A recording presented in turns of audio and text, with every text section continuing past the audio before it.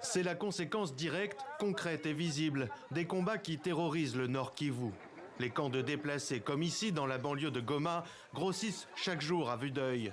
À peine ouvert, celui-ci héberge déjà plus de 30 000 familles. Nous avons fui quand nous avons vu que les combats commençaient à atteindre notre village. Il y avait de fortes détonations et quand nous avons vu les soldats du gouvernement en train de quitter leur position, nous avons pensé qu'ils avaient échoué. Du coup, il fallait se sauver. J'ai pris mes enfants et je suis arrivé ici. C'est une guerre énorme, du jamais vu.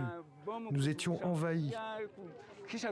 Ma femme a avorté et elle est à l'hôpital en ce moment.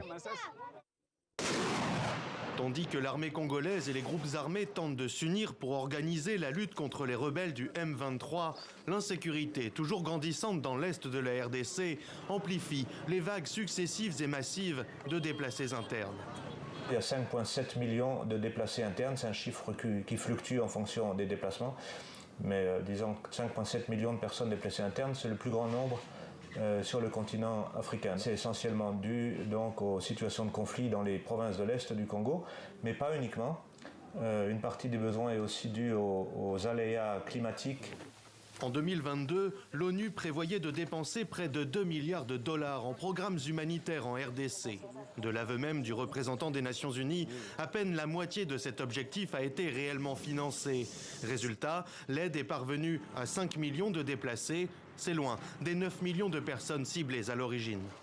Alors que le plan de 2022 s'élevait à 1,88 milliard de dollars, cette année, ça va s'élever à 2,25 milliards de dollars.